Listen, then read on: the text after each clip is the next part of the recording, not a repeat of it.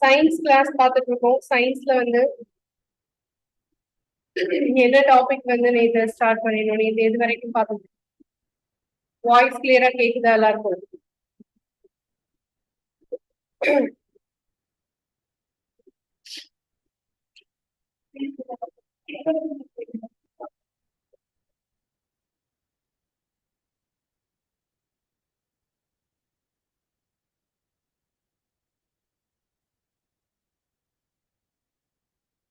Myopia hypermetropia வரைக்கும் நேற்று நான் சொல்லியிருக்கேன். ஓகேவா? நம்ம பார்த்துட்டு இருக்கிற டாபிக் பேர் என்ன? 10th science. 10th சயின்ஸ்ல மொத்தம் 13 சாப்டர். அதுல வந்து லைட் ரிஃப்ளெக்ஷன் ரிஃப்ராக்ஷன் அது ஒரு டாபிக் ஆல்ரெடி பார்த்துருக்கோம். அதுக்கப்புறம் ரெண்டாவது டாபிக் வந்து என்னது? Human I and colourful world.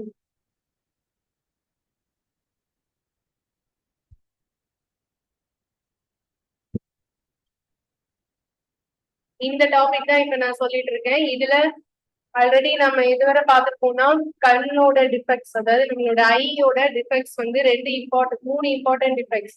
என்னதுலாம் அப்படின்னா, ஒண்ணு myopia, short sightedness and hypermetropia, long sightedness and presbyopia. இந்த மூணு பார்த்தோம் இல்லையா? அதுல மயோபியா அண்ட் ஹைப்பர்மெட்ரோபியா வந்து நம்ம ஆல்ரெடி பாயிண்ட்ஸ் எல்லாமே எழுதிட்டோம். இப்ப நாம எழுத போறது எதோடது? பிரஸ்பயோபியா.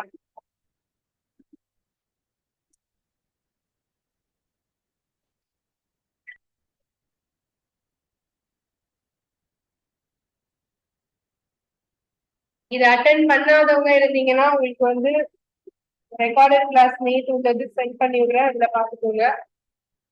இன்னைக்கு இதுல இருந்து கண்டினியூ பண்ணிக்கோங்க, பிரஸ்பயோபியால இருந்து.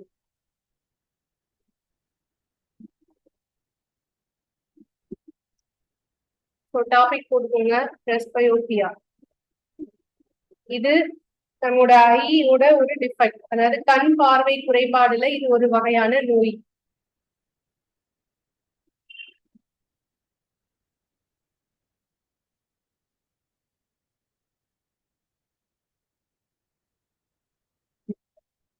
இது எதனால ஏற்படுகிறது, எதனால வருது? நம்ம ஆல்ரெடி சொன்னோம், என்னது? ஏஜ் ஆகுறதுனால. சோ நமக்கு வயது முதிர்வின் காரணமாக வரக்கூடியதுதான் இந்த பிரஸ்பயோபியா. இதனால என்ன மசில்ஸ் பாதிக்கப்படுறதுனால இது வருகிறது? சிலியரிங் muscles. The first point, the power of the eye usually decreases with aging.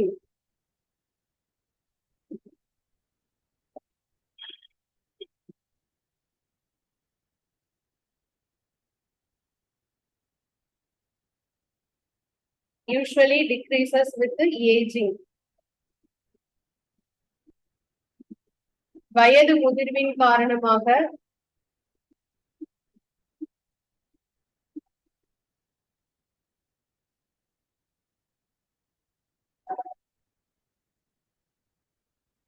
கண்ணின் பார்வை திறன் குறைகிறது.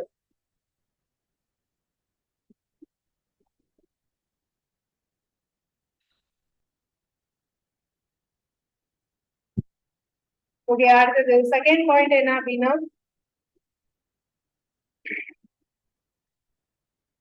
இதனால இந்த இது ப்ராப்ளம் வந்ததுன்னா நம்மளோட கண் குறைபாடு என்ன ஆகும் அப்படின்னு பாத்தீங்கன்னா, it is difficult to C nearby objects comfortably without corrective I classes. கிட்ட இருக்கிறது, ரொம்ப பக்கத்துல இருக்கக்கூடியது ரீட் பண்ண முடியாது ப்ராப்ளம் இருக்கும்ல. 40 இயர்ஸ்க்கு மேல ஒருத்தவங்க ரீடிங் கிளாஸ் போடுவாங்க இல்லையா, அதுதான் இந்த பார்வை குறைபாடுன்னு சொல்லலாம். ஓகேவா? சில பேருக்கு ரெண்டு பிரச்சனையும் இருக்கும், பக்கத்துல உள்ளதும் கிளியரா தெரியாது, ரொம்ப டிஸ்டன்ஸ்ல இருக்கிறதும் கிளியரா தெரியாது. அந்த மாதிரி இருக்கிறவங்க அப்ப என்ன பண்ணலாம், அதுக்கும் நம்ம வந்து பார்க்க போறோம். ஃபர்ஸ்ட் வந்து இந்த பாயிண்ட் நோட் பண்ணிக்கோங்க, it is very difficult to see nearby objects.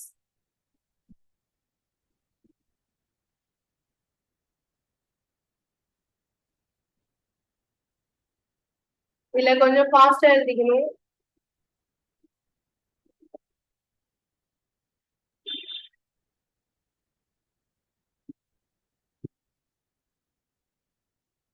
Comfortably and distinctly. டிஸ்டிங்க்லினா தெளிவாக அர்த்தம். ஓகேவா? அருகில் உள்ள பொருட்களை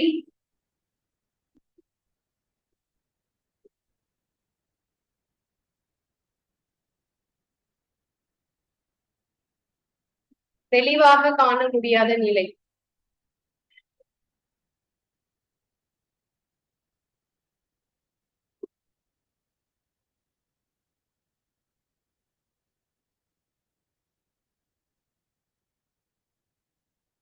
ஓகே, அடுத்தது தேர்ட் பாயிண்ட் வந்து sometimes.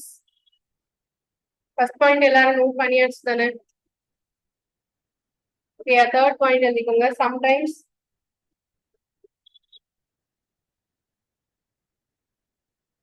a person may suffer from both myopia and hypermetropia. Sometimes a person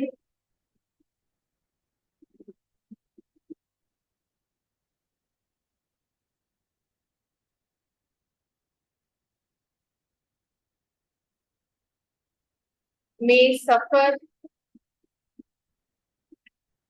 from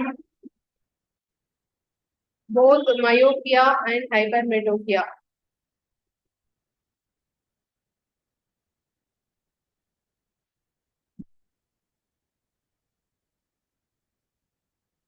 சில நேரங்களில்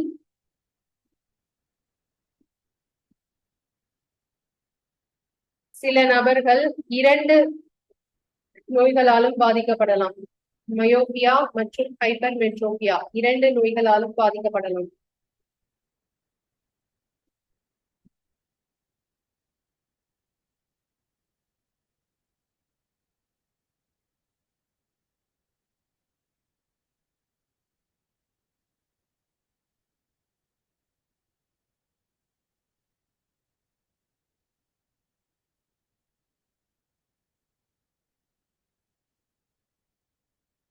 இதை என்ன மூலமா சரி பண்ணலாம்? இந்த டிஃபெக்ட்ஸ் வந்து எது மூலமா சரி பண்ணலாம் அப்படின்னா, a common type of bifocal lenses. அடுத்த point, a common type of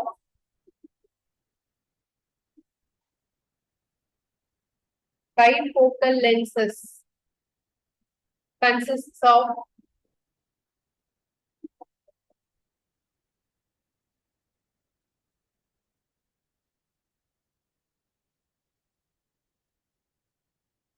both concave and convex lens.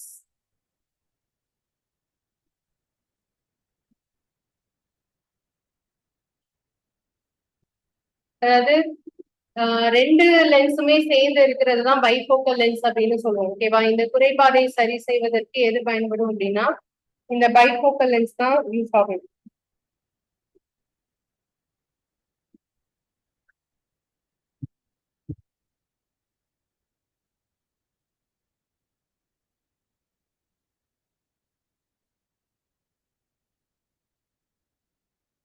Bifocal lens அப்படின்னா என்னங்கிறத இப்ப நான் சொல்றேன். என்ன இருக்கும் பைஃபோக்கல் லென்ஸ்ல? என்னென்ன லென்ஸ்லாம் இருக்கும்? கான்கேவும் இருக்கும், கான்வெக்ஸும் இருக்கும். ரெண்டு சேர்ந்து இருக்கிறது தான் பைஃபோக்கல் லென்ஸ். ஓகேவா? குழி லென்ஸ் மற்றும் குவி லென்ஸ் இரண்டும் சேர்ந்த குழி லென்ஸ் மற்றும் குவி லென்ஸ்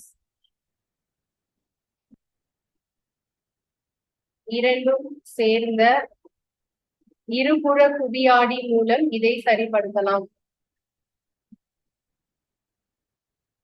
இருபுற குவியாடி மூலம் இதை சரிப்படுத்தலாம்.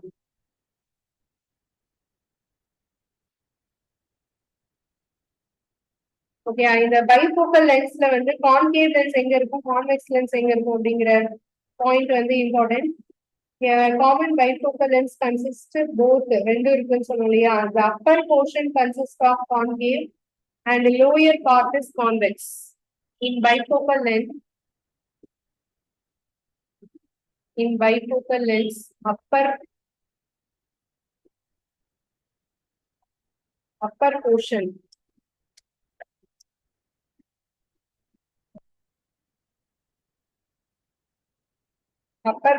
consists of concave lens and lower portion consists of convex lens.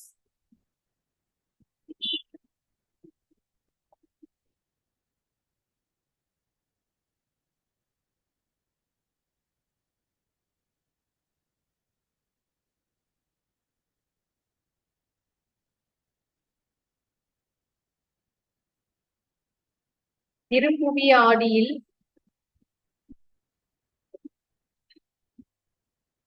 மேற்பகுதி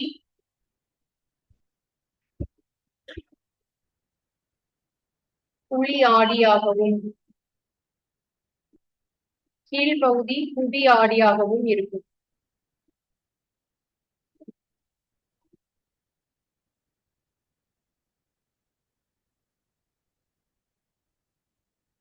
ஓகேயா? சோ இதுதான் பிரஸ்பயோபியா பத்தின பாயிண்ட்ஸ். இது வரைக்கும் எல்லாருக்கும் புரிஞ்சுதா? பிரஸ்பயோபியானா என்ன, எதனால ஏற்படுது, ஏஜ் ஆகுறதுனால வரக்கூடியது. அண்ட் இன்னொரு ரீசன் எடுத்துக்கோங்க, it arise due to the gradual weakening of ciliary muscles. அந்த பாயிண்ட் நோட் பண்ணிக்கோங்க. It arises due to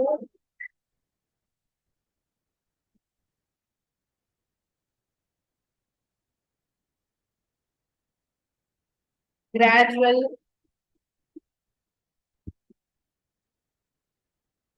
weakening of ciliary muscles.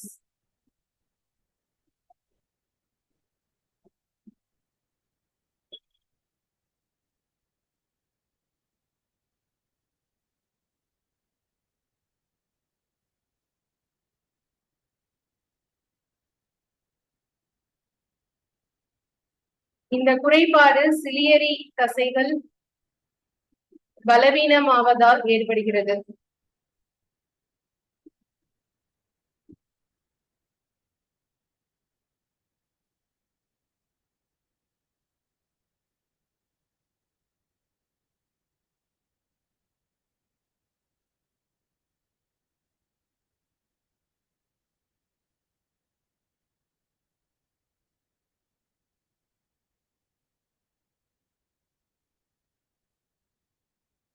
இது வந்து வேற ஏதாவது சரி செய்ய முடியுமா அப்படின்னா, சர்ஜரி மூலமா தான் இதை என்ன செய்ய முடியும்.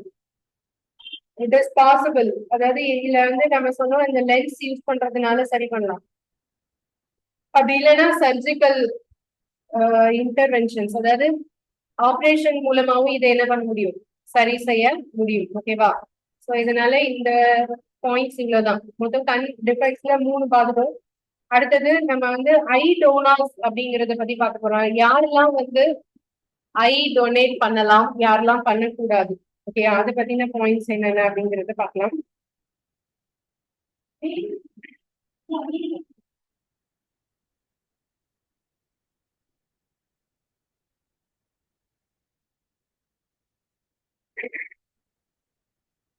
கண் தானம் பண்றவங்க யாரெல்லாம் பண்ணலாம் அப்படிங்கிறது பத்தி பார்க்கலாம்.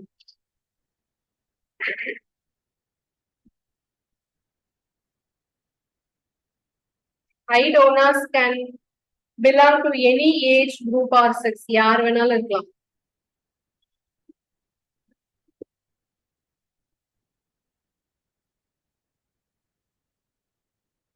Any age group. ஃபீமேல் மேல வந்து பண்ணலாம், டிரான்ஸ்பிளான்ட் பண்ணலாம். மேல இருந்து ஃபீமேலுக்கும் டிரான்ஸ்பிளான்ட் பண்ணலாம். ஏஜ் பிரச்சனை இல்லை. ஓகேயா? அடுத்தது, கண் தானம் செய்பவர்களின் வயதோ பாலினமோ முக்கியம் அல்ல, யாரு வேணும்னாலும் பண்ணலாம்.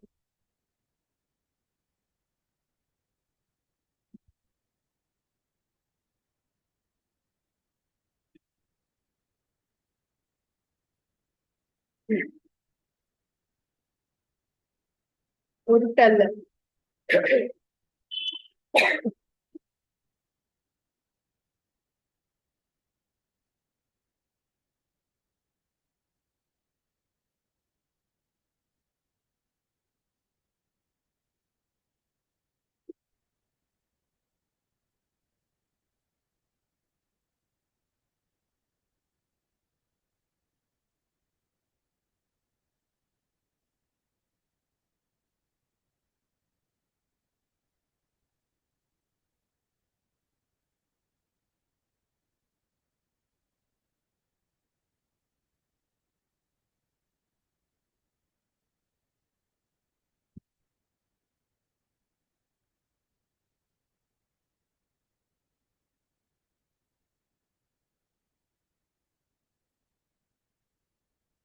ஓகே, அடுத்த பாயிண்ட். ஒருத்தர் வந்து இறந்ததுக்கு அப்புறமா எவ்வளவு நேரத்துல வந்து ஐ ஆபரேஷன் பண்ணி அதை வந்து ரிமூவ் பண்ணுவாங்க? 4 to 5 hours. Okay, after that eye must be removed within 4 to 5 hours after death.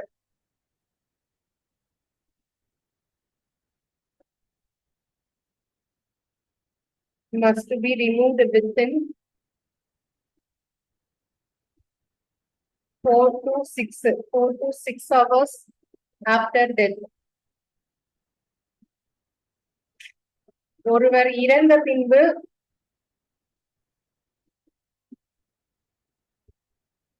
4 முதல் 6 மணி நேரத்திற்குள்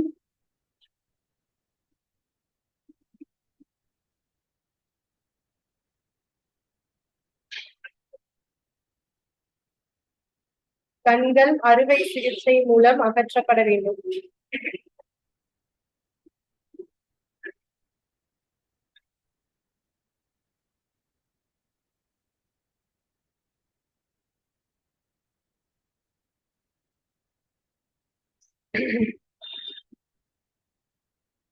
Okay, so அடுத்த பாயிண்ட் வந்து persons who are infected with or died because of, யார் எந்தெந்த இதெல்லாம் இருக்கிறவங்க பண்ணலாம் அப்படிங்கறத ஃபர்ஸ்ட் பார்க்கலாம். ஐடோனாஸ் வந்து யாரெல்லாம் பண்ணலாம், எந்த டிசீஸ்லாம் அவங்களுக்கு இருக்கலாம் அப்படின்னா, people who use spectacles, கண்ணாடி போட்டிருக்கவங்க,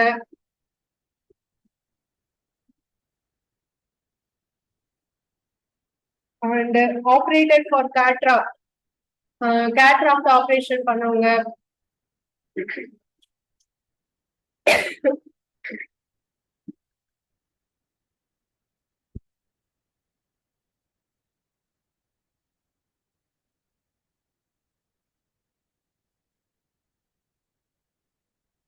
cataract, and who are diabetic, sugar patients இருக்கிறவங்க, who are diabetic and have hypertension, BP இருக்கிறவங்க,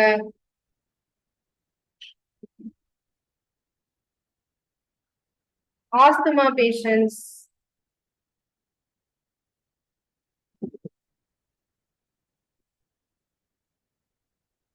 okay, and those without communicable disease. Communicable டிசீஸ்னா என்ன?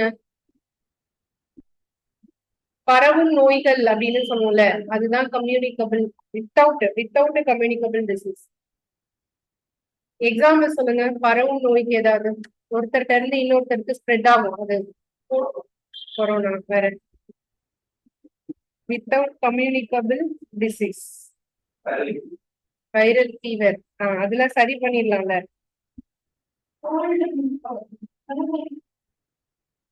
அதெல்லாம் சரி பண்ணிடலாம். Okay, can donate eyes, can donate eyes. ஏதாவது பெரிய டிசீஸா ஒண்ணு சொல்லுங்க, பரவக்கூடிய நோய்கள் ஏதாவது.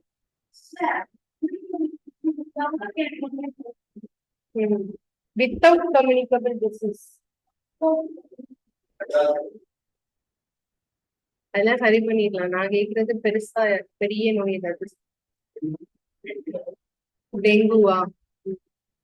வேற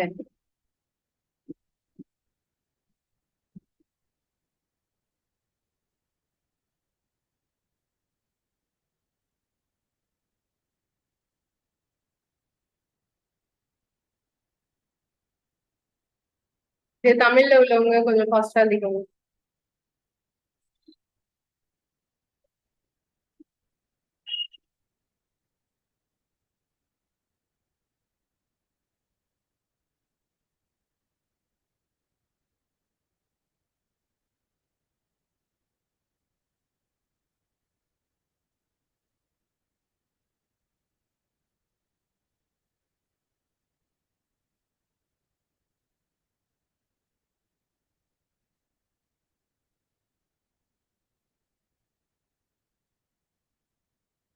கேன்சர் வந்து கம்யூனிகபிள் டிசீஸா?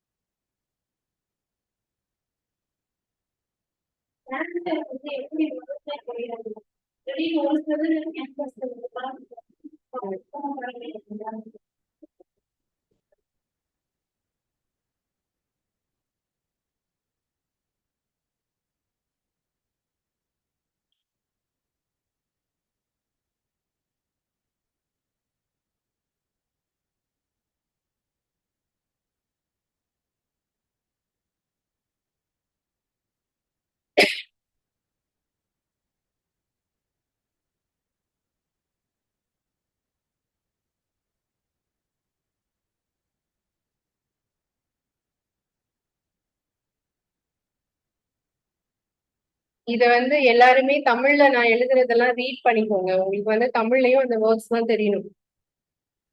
ஏன்னா நீங்க ஒர்க் பண்ண போற ஜோன் தமிழ்நாடு. ஓகேயா? நீங்க ஒரு சர்வீஸ் டிபார்ட்மெண்ட்ல இருக்க போறீங்க. யாராவது ஒருத்தரை ஃபேஸ் பண்ண நார்மல் பீப்புளை ஃபேஸ் பண்ணும்போது நீங்க பேசக்கூடியது அவங்க பியூர் தமிழ்ல தான் இருக்கும். அப்ப வந்து நான் உங்ககிட்ட போய் நீங்க இங்கிலீஷ் மீடியம், நீங்க இங்கிலீஷ்ல சொல்லுங்கன்னு கேட்க முடியாது. கரெக்டா?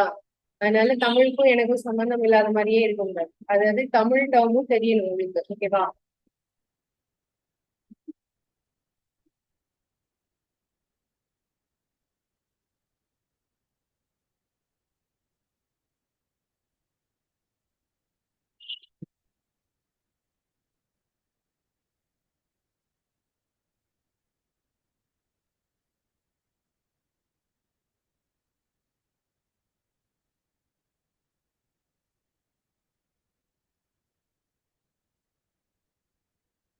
ஓகே, இப்போ யாரெல்லாம் கண் தானம் செய்யலாம் அப்படின்னு சொல்லி பாத்துருவோமா?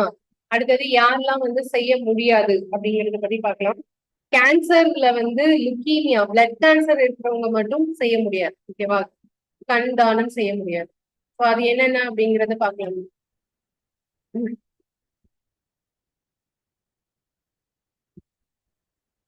Persons who are infected with or died.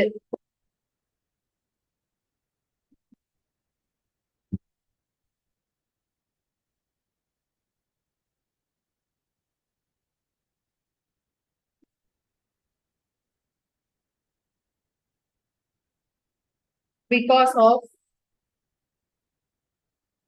AIDS. AIDS நோய் இருக்கிறவங்க. அடுத்தது hepatitis B or C. Hepatitis B or C.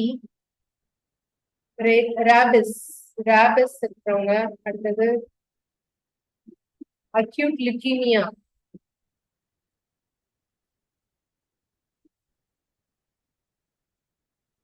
Leukaemia தான் blood cancer.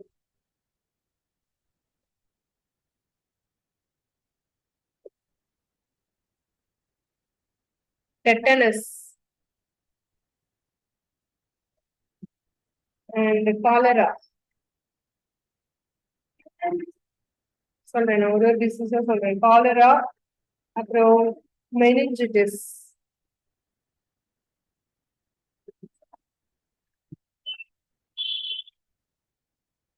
cannot donate eyes.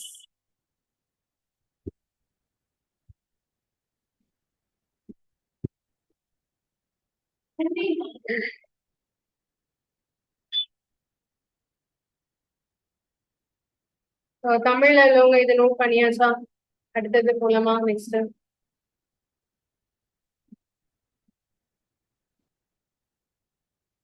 AIDS நோயால் பாதிக்கப்பட்டவர்கள்.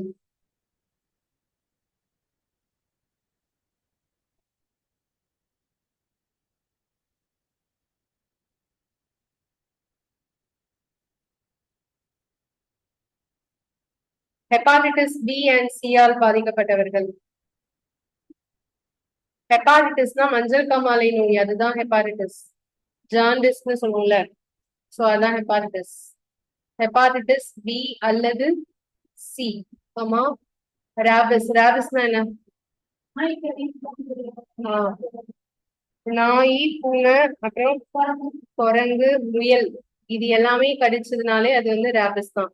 அந்த விலங்குகள்லாம் வந்து என்ன ஆகும்னா கடிக்கும் போது அதோடைய உமிழ்நீர் சலைவா இருக்கு இல்லையா, அதுல ஒரு வைரஸ் வந்து நம்மளோட பிளட்ல மிக்ஸ் ஆயிடுச்சுன்னா அதான் ரேபிஸ். இந்த நோய் வந்ததுன்னா என்ன சிம்டம்ஸ் இருக்கும்?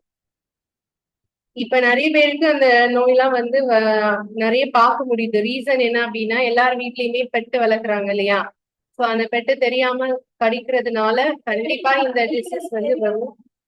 சோ அப்ப வந்து என்ன ஆகும்னா அந்த சலைவால இருக்கிற வைரஸ் வந்து நம்மளோட பிளட்ல மிக்ஸ் ஆயிடுச்சுன்னா இந்த ரேபிஸ்க்கு வந்து வர சான்ஸ் இருக்கு. அதுக்காக என்ன போட சொல்லுவாங்க? இன்ஜெக்ஷன். ஓகேயா? ஒரு வேக்சின் வேக்சின் இருக்கு. அது நீங்க வந்து கவர்மெண்ட் ஹாஸ்பிட்டல்ல போனீங்கன்னா ஃப்ரீயாவே போடுவாங்க. அது ஃபுல்லாவே போடணும். போட்டோம் அப்படின்னா இது நமக்கு எந்த ப்ராப்ளம் வராது. சோ ஆனா அது போடாம விட்டதுன்னா நமக்கு வந்து ஒரு சிம்டம்ஸ் காமிக்கும். என்னன்னா ஹைட்ரோபோபியா. ஓகேயா? சோ தண்ணிய கண்டா பயமா இருக்கும், குடிக்க முடியாது. தண்ணி தாகம் எடுக்கும், ஆனா தண்ணி கிட்ட கையிலேயே எடுத்துட்டு வர முடியாது. அவங்க கை கால்லாம் உதறும். சோ அவ்வளோ பயப்படுவாங்க தண்ணியை பார்த்து. சோ அது வந்து ஹைட்ரோபோபியான்னு சொல்லுவோம். அது வந்து ரேபிஸோட ஒரு இம்பார்ட்டன்ட் சிம்டம்ஸ். ஓகேயா? அப்புறமா வந்து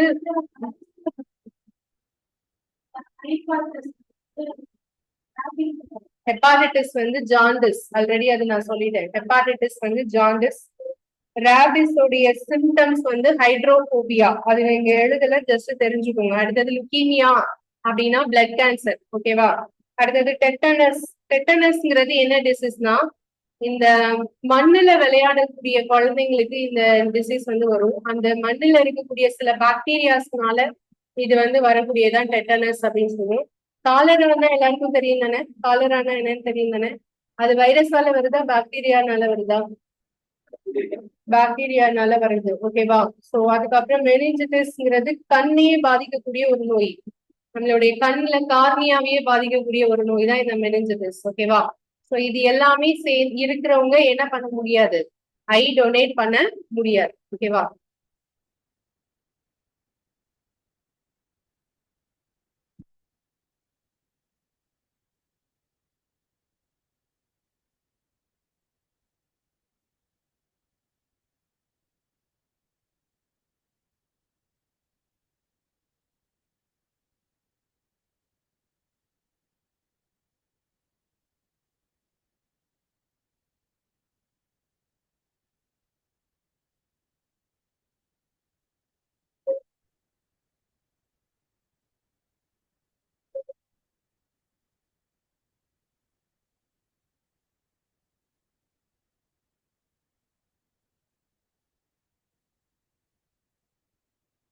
ஓகே, அடுத்தது போலாம். நெக்ஸ்ட்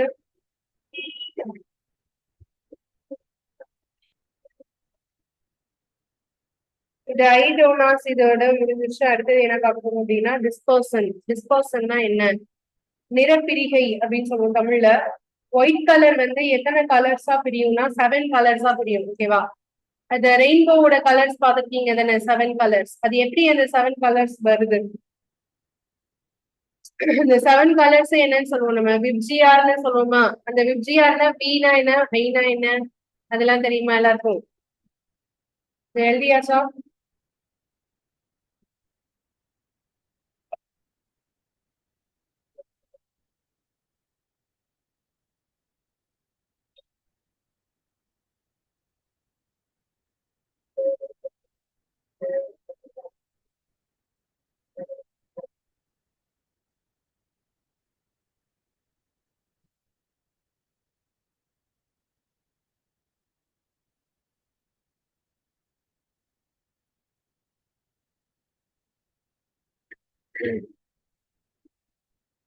ஓகே, அடுத்த டாபிக் ஒரு டைட்டில் சப்டைட்டில் மாதிரி போங்க. Dispersion, Nirappirigai.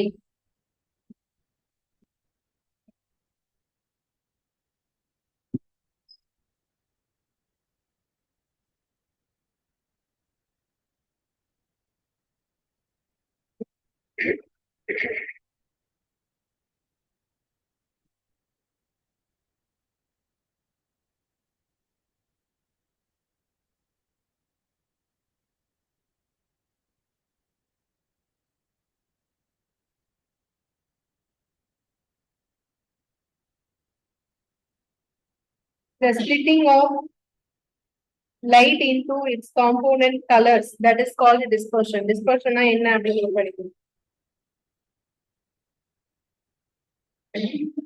The splitting of light into its component colors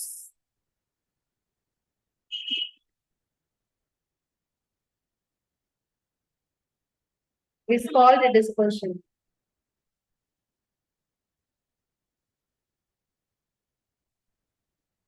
வெள்ளை நிற ஒளி அதன் நிற தொகுப்புகளாக பிரிவதற்கு பெயர் நிறப்பிரிகை.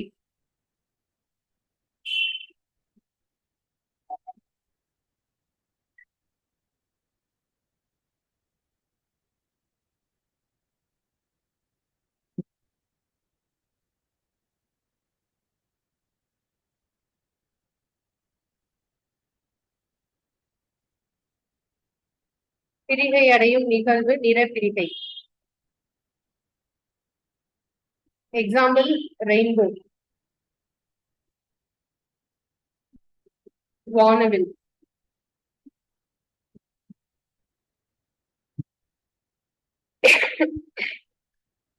செவன் கலர்ஸ் ஆஃப் ரெயின்போ வந்து என்னன்னு சொல்லுவோம்? விப்ஜிஆர். விப்ஜிஆரா விப்ஜிஆரா?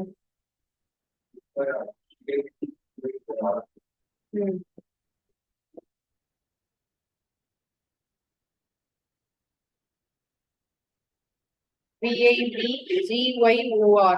யா. வீனா என்ன? வயலட்.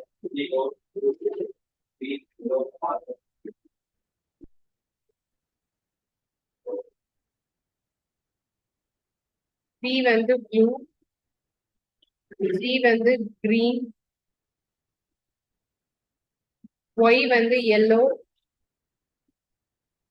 O வந்து ஆரஞ்ச், R வந்து ரெட்.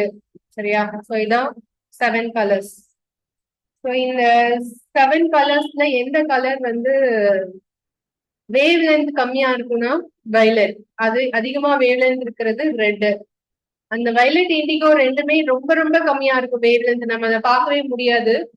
ஆனா ப்ளூ கலர் வந்து நம்ம பார்க்கலாம், அதுதான் ஸ்கை ப்ளூ. ப்ளூ கலர்ல இருக்கிற ரீசன் இந்த ப்ளூ கலர் வந்து என்ன ஆகுதா? ஸ்கேட்டரிங் ஆகுறதுனால, சிதறல் அடிக்கப்படுறதுனால.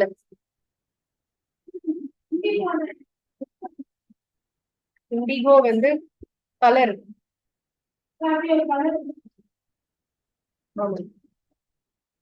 இண்டிகோ கலர் எல்லாருக்கும் தெரியுமா? எப்படி இருக்கும்? எக்ஸாம்பிள் சொல்றேன். இண்டிகோ கலர் தமிழ்ல இண்டிகோ என்னன்னு சொல்லுவோம்? கருநீலம். ஓகேயா? டார்க் ப்ளூ அதான் வந்து வயலட். சரி, இண்டிகோ. இண்டிகோ வந்து கருநீலம். ஓகே, அடுத்தது இந்த செவன் கலர்ஸ் நாம வந்து இந்த மழை பெய்யும் போது பார்க்கலாம், அப்படிதானே? எப்போ ரெயின்போ வரும்? மழை பெஞ்சு கொஞ்ச நேரத்துல வெயில் அடிச்சதுன்னா ரெயின்போ நம்ம பார்க்க முடியும். ஓகேவா? பட் எல்லா மழை பெய்யுற நேரத்துலயும் ரெயின்போ வராது. அந்த மழை பெஞ்சதுக்கு அப்புறம் கொஞ்சம் சன்லைட் வெளியே வந்ததுனாதான் நம்ம இங்க என்ன தெரியும்? ரெயின்போ வந்து நம்ம பார்க்க முடியும். ஓகேவா? சரி, இப்ப இந்த ரெயின்போட கலர்ஸ வேற மூலமா ஏதாவது கொண்டு வர முடியுமா அப்படின்னா அதுக்கு ஒரு சின்ன இன்ஸ்ட்ருமெண்ட் இருக்கு, அதுக்கு பேரு பிரிசம் அப்படின்னு சொல்லுவோம். ஓகேவா? அந்த பிரிசம் மூலமா செவன் கலர்ஸ நம்ம பார்க்க முடியும். ஸோ அடுத்த பாயிண்ட் நோட் பண்ணிக்கோங்க.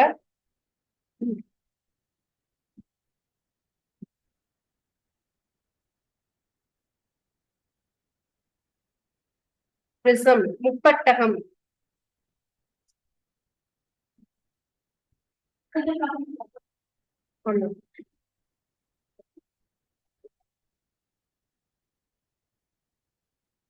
Isaac Newton was the first to use a glass prism to obtain the spectrum of sunlight.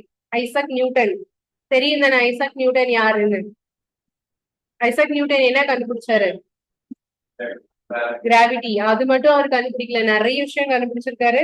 அதுல இது ஒண்ணு. சரியா? Isaac Newton was the first to use a glass prism to obtain the spectrum of light.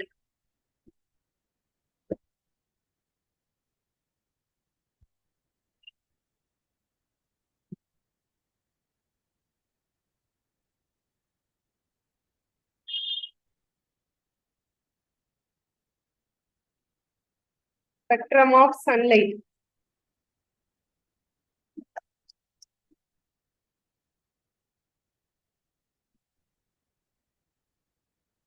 சூரிய ஒளியின் நிறமாலை வரிகளை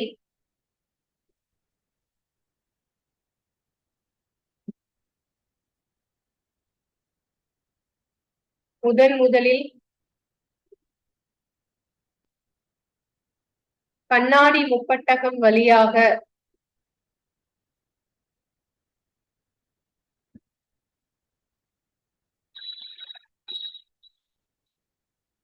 பார்த்தவர் Isaac Newton.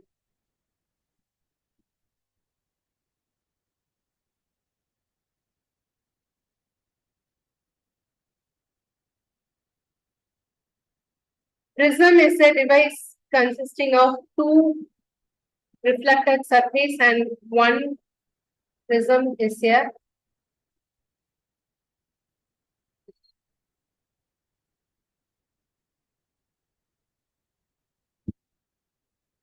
consists of two reflecting surface, one hard surface.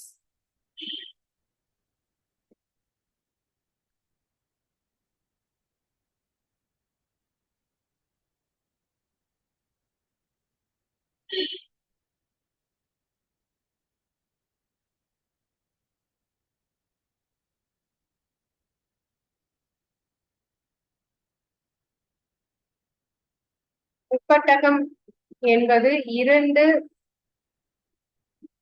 எதிரொலிக்கும் பகுதிகளையும்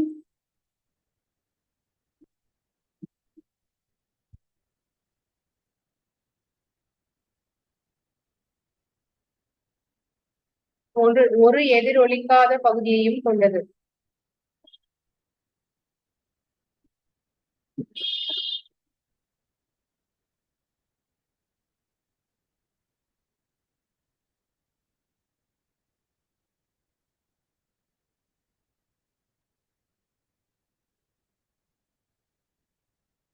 அடுத்தது angle of prism. Three angles of prism is equal to 60 degree. அதாவது மூணு ஆங்கிள் இருக்கும். ஒரு முப்பட்டகம் ஒரு பிரிசம்னா இந்த ஷேப் இருக்கும் சரியா? இந்த ஷேப்ல இந்த சைடும் வந்து பாலிஷ்டா இருக்கும். கீழே இருக்கிறது மட்டும் ரஃப் ஃபேஸ். இது வழியா லைட் போகாது. இது வழியா போகும், இது வழியா போகும். இது ரெண்டும் டிரான்ஸ்பரண்டா இருக்கும். ஸோ இது என்ன பிரிசம் உடைய ஸ்ட்ரக்சர் வந்து இதுல வந்து மூணு ஆங்கிள் இருக்கும் இல்லையா? மூணு ஆங்கிள் இருக்கும் இல்லையா? மூணு ஆங்கிள்ங்கிறது என்னன்னு சொல்லுவோம்னா 60 டிகிரி சரியா? இந்த த்ரீ ஆங்கிள்ஸும் எதுல ஈக்குவலா இருக்கும்னா பிரிசம்ல வந்து ஈக்குவலா இருக்கும் சரியா? அடுத்த பாயிண்ட் வந்து three angles of a prism is equal to 60 degree. ஒரு முப்பட்டகத்தின் மூன்று கோணத்தின் மதிப்புகளும் 60 டிகிரி.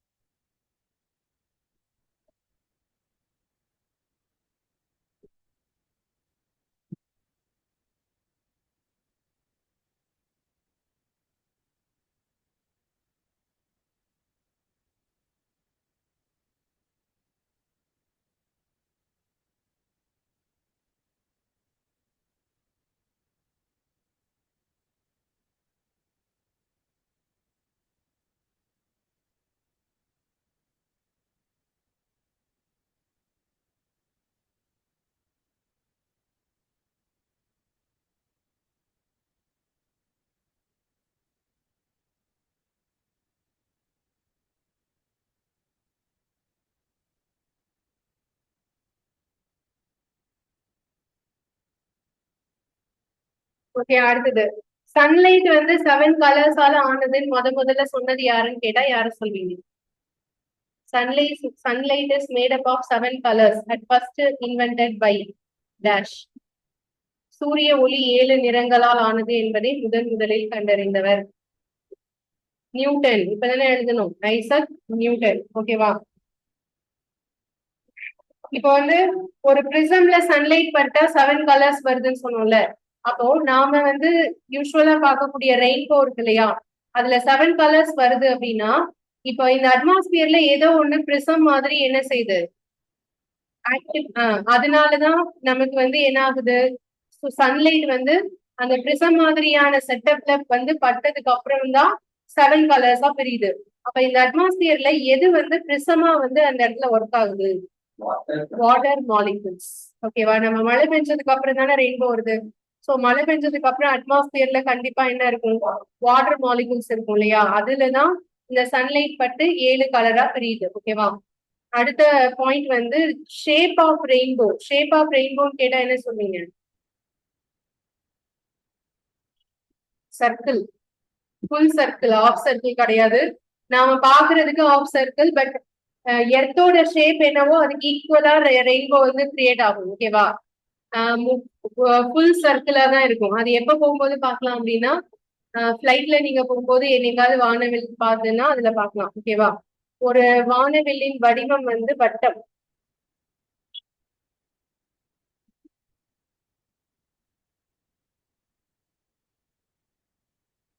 அடுத்தது next pointer, direction of a rainbow is opposite to.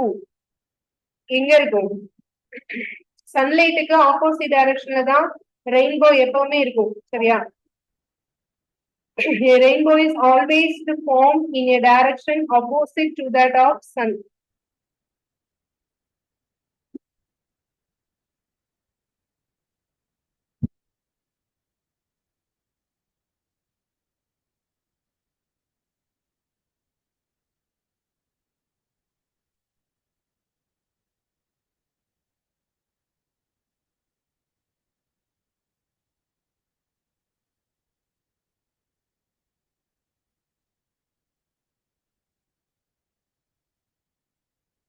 Opposite to that of the sun.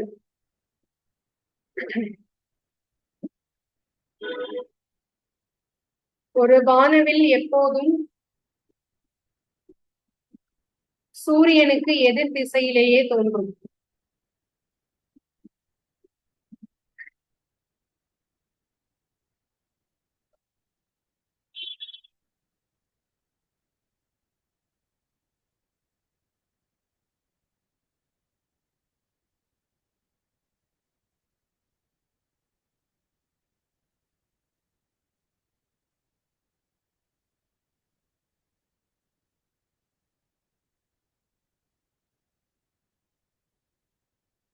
Yeah, next point. The water droplets. எங்க இருக்கிற water droplets? Atmosphere. Okay.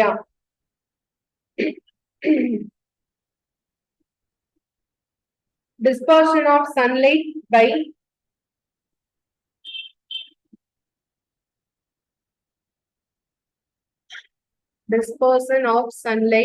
by tiny water droplets. Tiny water droplets in the atmosphere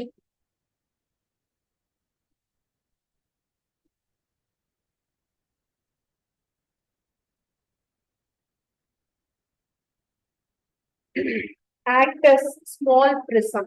Sorry, dispersion of sunlight by tiny water droplets in the atmosphere is the reason for rainbow. Is the reason for rainbow. வானவில் உருவாவதற்கு காரணம்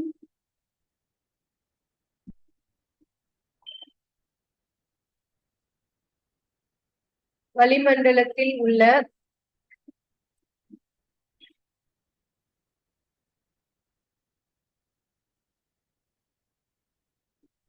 நீர்த்துளிகள்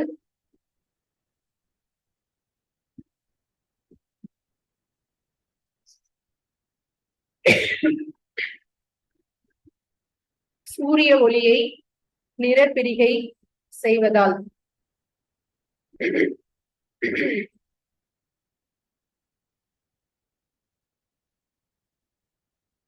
okay, அடுத்தது next point. இந்த water டிராப்லெட்ஸ்னு சொல்லக்கூடியதுதான் நமக்கு வந்து எதா act ஆகுது, prism. Okay. Water droplets in the atmosphere acts like small prism.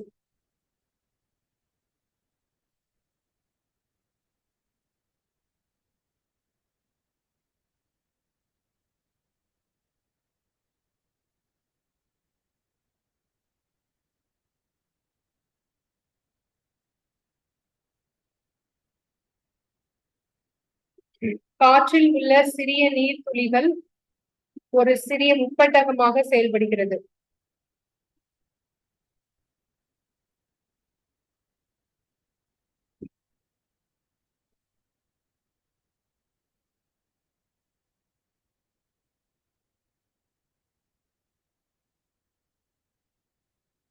முப்பட்டகமாக செயல்படுகிறது. சோ இதுக்கு பேர் தான் ரெயின்போவோட பாயிண்ட்ஸ் எல்லாமே நம்ம சொல்லிட்டோம். ரெயின்போ எதனால வருது, அப்ப பிரிசம்னா என்ன, அந்த பிரிசமோட ஆங்கிள் எப்படி இருக்கும், பிரிசம் வந்து சன்லைட்டை எத்தனை கலர்ஸா பிரிக்குது, அந்த சன்லைட் தான் 7 கலரா பிரியுதுன்னு சொன்னது யாரு, ஃபர்ஸ்ட் சொன்னது யாரு. ஓகே, அதுக்கப்புறம் என்னென்ன கலர்ஸ் எல்லாம் ரெயின்போல இருக்கும் இதெல்லாம் சொல்லுமா. இல்ல இன்னொரு பாயிண்ட் எழுதிக்கோங்க. பிரைமரி கலர்ஸ் அப்படின்னா என்ன, பிரைமரி கலர்ஸ்ங்கிறது முதன்மை நிறங்கள் அப்படின்னு சொல்லுவோம். அந்த பிரைமரி கலர்ஸ் வந்து எதெல்லாம் அப்படின்னு பாத்தீங்கன்னா RGB, ரெட், கிரீன், ப்ளூ, அந்த 3 கலர் தான் முதன்மை நிறங்கள் அப்படின்னு சொல்லுவாங்க. இங்கிலீஷ்லயே படிச்சுக்கோங்க. இந்த கலர் வந்து தமிழ்ல படிக்கிறவங்க ஊதாவா நீலமான்னு டவுட் வரும் ப்ளூக்கு. சில புக்ல ஊதான்னு சொல்லுவாங்க, சில புக்ல நீலம் சொல்லுவாங்க, அதனால குழப்பமாகும். பிரைமரி கலர்ஸ் முதன்மை நிறங்கள் அப்படின்னா RGB.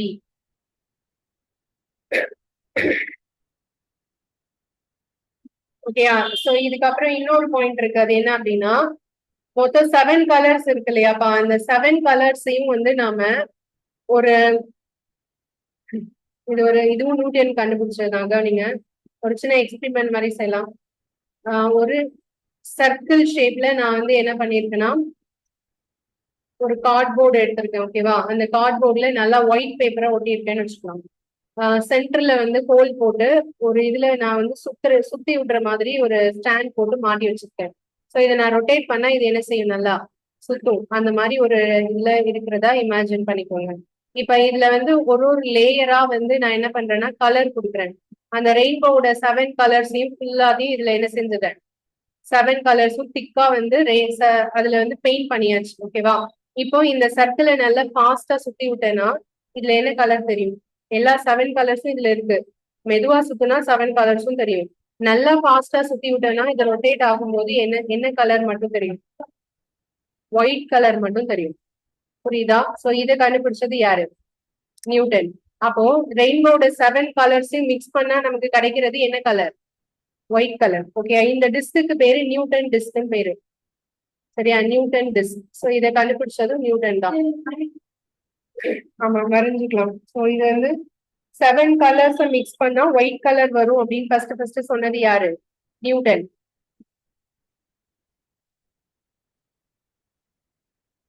Newton disk is the experiment for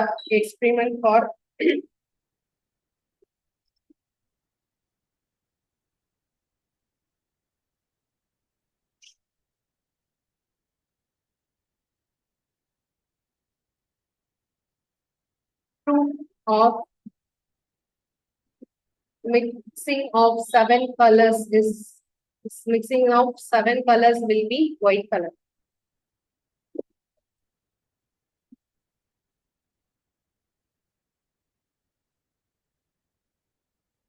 Newton வட்டு என்ற சோதனை மூலம் 7 நிறங்களை கலப்பதால் வெண்மை நிறம் கிடைக்கிறது.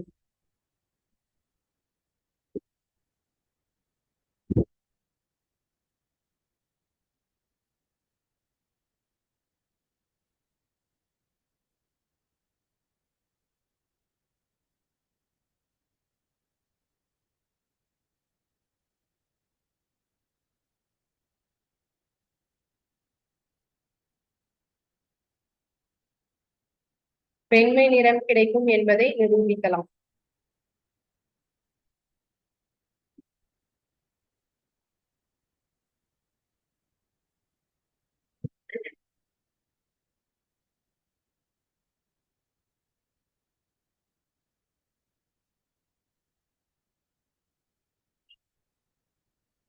ஓகே, அடுத்த சப் டாபிக் கொடுக்கோங்க. Atmospheric refraction.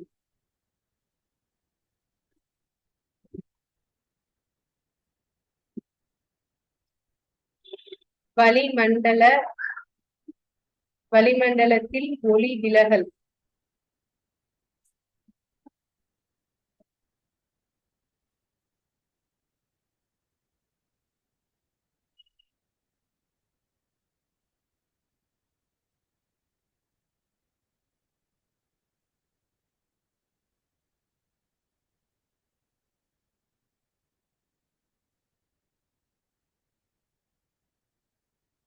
இந்த வளிமண்டலத்தில் ஒளி விலகலுக்கு பெஸ்ட் எக்ஸாம்பிள் சொல்றதா இருந்தா என்ன சொல்லலாம் அப்படின்னா, twinkling of stars.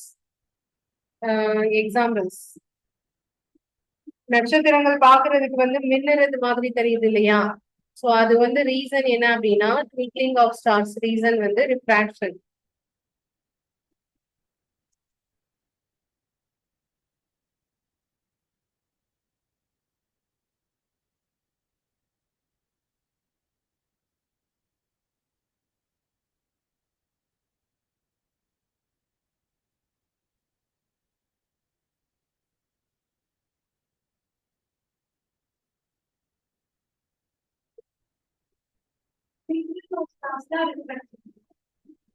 Example of refraction in the twinkling of stars.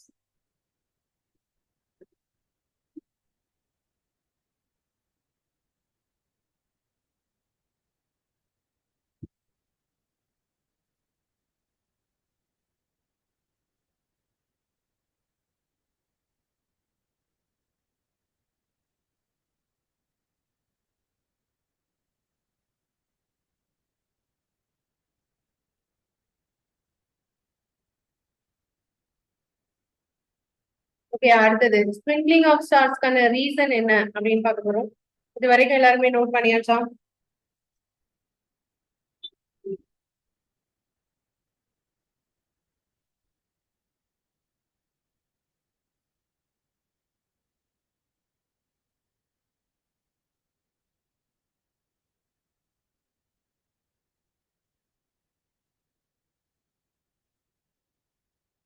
இதுக்கு என்ன ரீசன் ஒரு சிம்பிளா சொல்றேன்.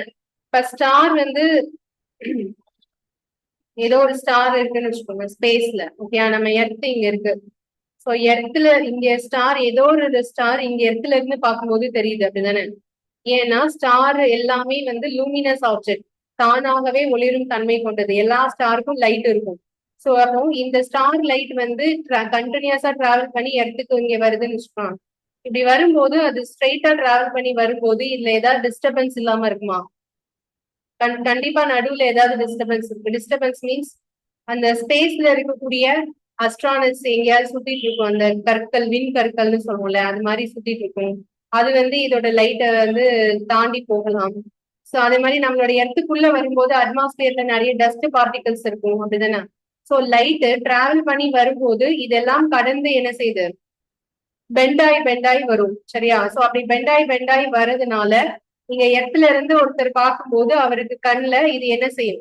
அந்த லைட் மறைஞ்சு மறைஞ்சு தெரியுற மாதிரி இருக்கும். புரியுது? அமௌண்ட் ஆஃப் லைட் ரீச் ஆகுறப்போ அவருக்கு சரியா தெரியாம சில சமயம் பிரைட்டாகவும் சில சமயம் பிரைட் இல்லாமலும் தெரியற மாதிரி இருக்கும். ஸோ அதுதான் ட்விங்க்லிங்னு சொல்றோம். ஓகேயா? ஆக்சுவலா ஸ்டார்ஸ் எதுவும் என்ன ஆகாது, மின்னாது. பாக்குறதுக்கு மினுமினுப்பா இருக்கிற மாதிரி ஆக்சுவலா இருக்காது, நார்மலா தான் இருக்கும். பட் நம்ம பாக்குறதுக்கு தான் அப்படி தெரியுது. ஓகேவா? சோ இந்த ரீசனை எழுதிக்கோங்க.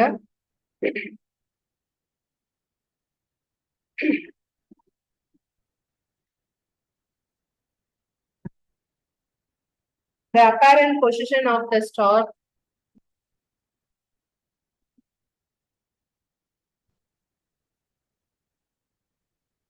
fluctuates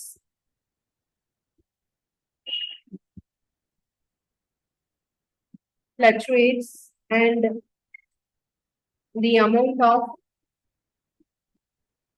sunlight entering the eye flickers.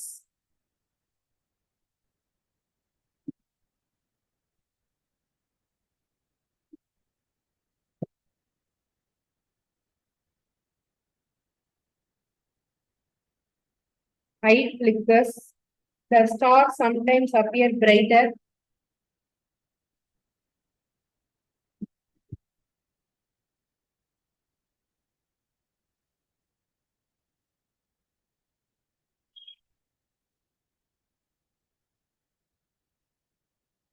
and at some other time fainted.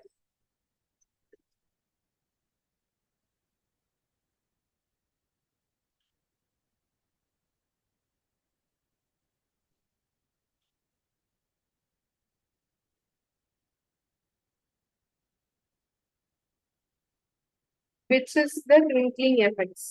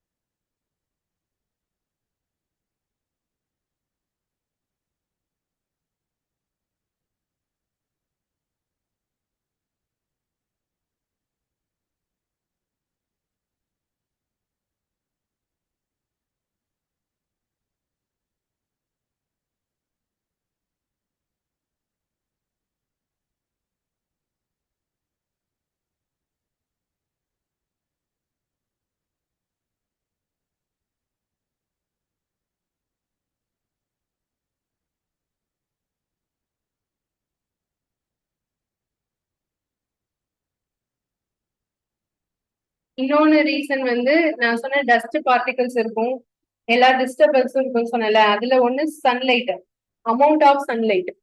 Sunlight நம்ம உடம்புல இருக்கு தானே, எப்பவுமே சன்லைட் பூமி மேல பட்டுட்டு தானே இருக்கும். நம்ம நைட் ஆனா நமக்கு தெரியாது, பட் அப்பவும் சன்லைட் இருந்துட்டு தானே இருக்கும். ஸோ அந்த சன்லைட்டோட இதுவும் இதுக்கு ரீசன். ஓகேயா? சில நேரம் மின்னுவது போலவும் சில நேரம் ஒளி குறைவது போலவும் தோன்றும்.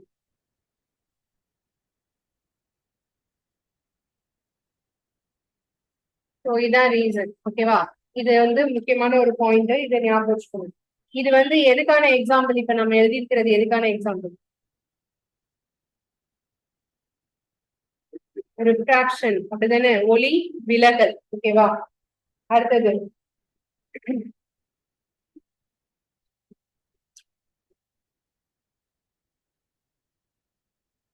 சன்ரைஸ் அண்ட் சன்செட், இந்த ரெண்டும் நடக்கும்போது வந்து என்ன நடக்கும்? அதுவும் ரிஃப்ராக்ஷனுக்கு எக்ஸாம்பிள் தான். அது என்னன்னு சொல்லி பார்க்கலாம்.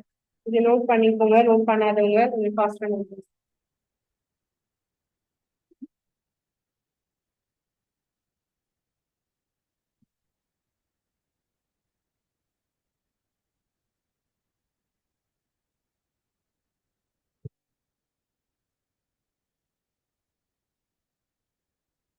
இதே ஸ்டார்ஸ் இருக்கிற இடத்துல தானே மூன் இருக்கு, பிளானட்ஸ் எல்லாம் இருக்கு.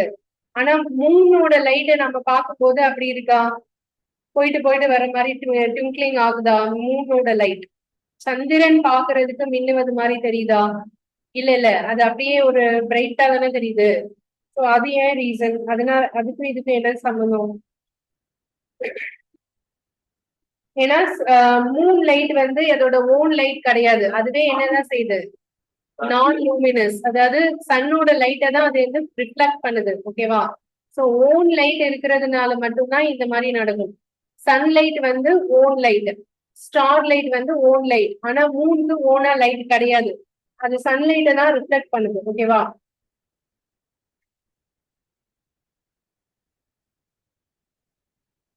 இதுல இன்னொரு கொஸ்டின் கூட கேட்கலாம் உங்களுக்கு. நம்ம கிட்ட இருக்கிற பிளானட்ஸ்ல பிரைட்டா இருக்கிற பிளானட் எது அப்படின்னு பாத்தீங்கன்னா வீனஸ். நீங்க வானத்துல பாத்துருக்கீங்களா? நிலா பக்கத்துல கொஞ்சம் தள்ளி ஒரே ஒரு நட்சத்திரம் மட்டும் பிரைட்டா தெரியும். எத்தனை பேர் பார்த்திருக்கீங்க? சந்திரனுக்கு கொஞ்சம் டிஸ்டன்ஸ்லயே ஒரு நட்சத்திரம் தெளிவா தெரியும். மத்ததெல்லாம் அதை விட சைஸ்ல சின்னதா இருக்க மாதிரி இருக்கும், இது மட்டும் கொஞ்சம் பெருசா இருக்கும். பட் அது உண்மையிலே நட்சத்திரம் கிடையாது, அது வந்து வீனஸ் பிளானட். ஓகேயா? வீனஸ் பிளானட் வந்து பாக்குறதுக்கு நட்சத்திரம் மாதிரி இருக்கும். ஸோ ஆனா அது ட்விங்க்லிங்னு சொல்லுவோமா? பிளானட் தானே அது. ஆனா பிளானட் அது ட்விங்க்லிங் கிடையாது. இது ஒரு important point. Planets and moon, அடுத்த பாயிண்ட் வந்து planets and moon are not twinkle.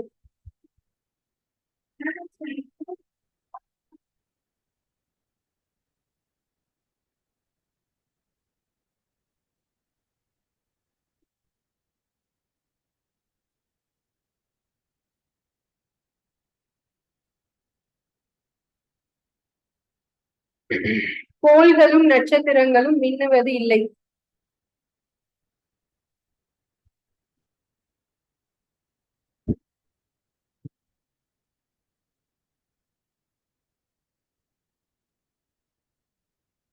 Okay, இப்போ பிரைட்டஸ்ட் பிளானட் எது சொன்னேன்? அந்த பாயிண்ட நோட் பண்ணிக்கோங்க. பிரைட்டஸ்ட் பிளானட் வந்து வீனஸ். மிக பிரகாசமான கோள்.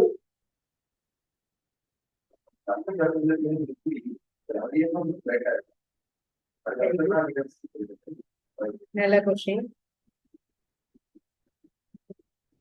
ஸோ இதுல வந்து நான் பிளானட் டாபிக் எடுக்கும்போது இந்த பாயிண்ட வந்து முன்னாடி சொல்லியிருக்கேன். யாருக்கா ஞாபகம் இருந்தா சொல்லுங்க.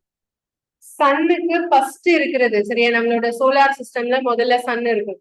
அது பக்கத்துல வந்து மெர்குரி இருக்கும், அதுக்கப்புறம் தான் வீனஸ் இருக்கும், மூணாவது தான் எர்த் இருக்கும். ஓகே, ஃபர்ஸ்ட் வந்து மெர்குரினா புதன், அதுக்கு அடுத்தது வெள்ளி, அதுக்கப்புறம் தான் பூமி இருக்கும். சோ இப்போ சன்லைட் ஃபுல்லாவே எதை தாண்டி தான் வீனஸ்க்கு வந்தாகணும்? மெர்குரியை தாண்டி தானே வந்தாகணும். அப்ப இதை தாண்டி தான் இங்க வரும். ஆனா இந்த வீனஸை தான் என்னன்னு சொல்லுவோம்னா ஹாட்டஸ்ட் அண்ட் பிரைட்டஸ்ட். ஓகேவா? அதாவது மிக வெப்பமான கோள் எதுன்னு கேட்டாலும் வெள்ளிதான். அதுக்கப்புறம் பிரகாசமான கோள்னு கேட்டாலும் அது வெள்ளிதான். ஏன் அப்படி சொல்றோம் அப்படின்னா, இந்த வீனஸோட அட்மாஸ்பியர் இருக்கு இல்லையா, வீனஸ் உள்ள இருக்கிற அட்மாஸ்பியர்ல CO2 கேஸ் ஃபுல்லா இருக்கும். CO2 கேஸ் அதோடைய தன்மை என்ன அப்படின்னா எல்லா லைட்டையும் அல்லது ஹீட்டையும் அப்சர்வ் பண்ணி அதுக்கப்புறம் ரிஃப்ளெக்ட் பண்றது. சரியா, எவ்வளவு ஹீட் வந்தாலும் அதை அப்படியே எடுத்து தாங்கி வச்சுக்கும். மறுபடியும் ஒரு ஸ்டேஜ்க்கு அப்புறம் வாங்கின ஹீட்டை எல்லாத்தையும் திருப்பி என்ன செய்யும்? ரிஃப்ளெக்ட் பண்ணும். புரியுதா? அதான் CO2 உடைய இம்பார்ட்டன்டான ஒரு நேச்சர். இதனாலதான் நம்மளோட எர்த்து கூட என்ன ஆகுது, நம்ம இப்போ கிரீன் ஹவுஸ் எஃபெக்ட்னு ஒண்ணு சொல்றாங்கல்ல, அப்படின்னா என்ன? நம்ம அட்மாஸ்பியர்ல CO2 ஓட லெவல் அதிகமாயிட்டே இருந்துச்சுன்னா எர்த்தோட டெம்பரேச்சர் என்ன ஆகும்? இன்க்ரீஸ் ஆயிட்டே இருக்கும். எர்த்தோட டெம்பரேச்சர் இன்க்ரீஸ் ஆக ஆக அடுத்து என்ன நடக்கும்? Global warming. டோட்டலா எல்லாமே ஹீட் ஆகுமா? அப்போ அந்த எதுல பனி பிரதேசங்கள்லாம் இருக்கு பாத்தீங்களா, நார்த் சைட்ல இருக்கக்கூடிய போல்ல எல்லாம் வந்து அண்டார்டிகா, ஆர்டிகா இதுல எல்லாம் ஃபுல்லாவே என்னதான் இருக்கும்? ஐஸ் தான் இருக்கும். ஸோ அது வந்து மெல்ட் ஆக ஆரம்பிச்சிடும். ஸோ அப்படி மெல்ட் ஆக ஆக அப்போ வந்து அந்த தண்ணி ஃபுல்லா எங்க வரும்? சீ வாட்டர், கடலுக்கு வரும். கடலுடைய அளவு அதிகரிச்சுட்டே இருந்துச்சுன்னா அப்ப நிலப்பரப்பு என்ன ஆயிட்டே வரும்? கம்மி ஆயிட்டே வரும். ஸோ சுனாமி இல்ல வேற ஏதாவது நேச்சுரல் டிசாஸ்டர் வந்தா அதோடைய அழிவை நம்ம தடுக்கவே முடியாது. ஸோ இதனாலதான் CO2 வந்து அவ்வளவு டேஞ்சரஸ். அப்ப அட்மாஸ்பியர்ல இருக்கிற CO2 என்ன பண்ணலாம்? குறைக்கணும்னா என்ன பண்ணலாம்? அதுக்கு ஒரே ஒரு வழிதான். என்ன வழி? மரம் மட்டும்தான் CO2 வந்து ஆக்சிஜனா மாத்தி என்ன செய்யும்? நமக்கு கொடுக்கும். வேற எதாலையுமே இதை வந்து மாத்தவே முடியாது. ஓகேயா? CO2 வந்து ஆக்சிஜனா மாத்தி கொடுக்கக்கூடிய ஒரே கெப்பாசிட்டி எதுக்கு மட்டும்தான் இருக்கு? பிளான்ட்ஸ் அண்ட் ட்ரீஸ்க்கு மட்டும்தான் இருக்கு. ஓகேவா? சரி, அடுத்தது போலாமா? நெக்ஸ்ட்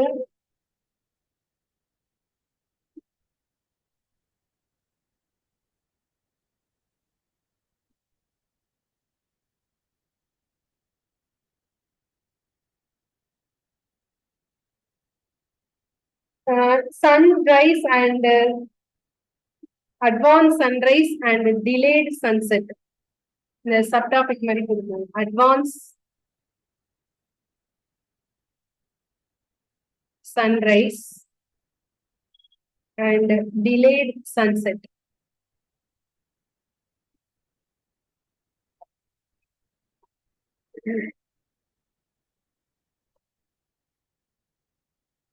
சூரியன்